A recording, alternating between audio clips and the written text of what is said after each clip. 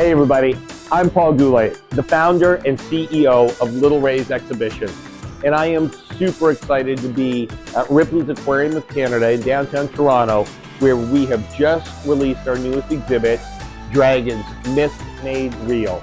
Not only is this an incredible exhibit sharing the story of mythical dragons and where they've come from and how they tie into and relate to live animals that have been here now and in the past, it also features the Phoebe Project, ensuring full accessibility to visually impaired people and people on the spectrum, where they can see and interact with animals like they never have before.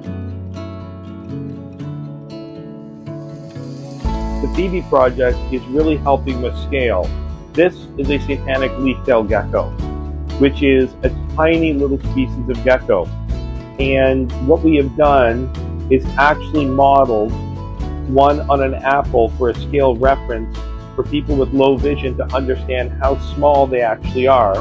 What most people don't realize is this is too small for someone to really be able to feel the detail of it. For low vision people who still have some vision, they can actually help to see the features if they're really close, but they're just a solid color to make sure the tactile experience of these is the priority.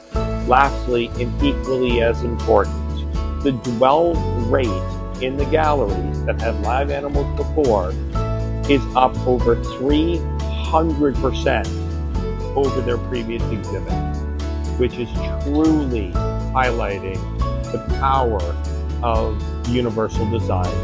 We are extremely proud of the Phoebe Project for what it's doing for all individuals who visit, but especially for accessibility to people on the spectrum and low vision individuals. Please give us a call if you want to talk about how you can make your facility more accessible to the visually impaired.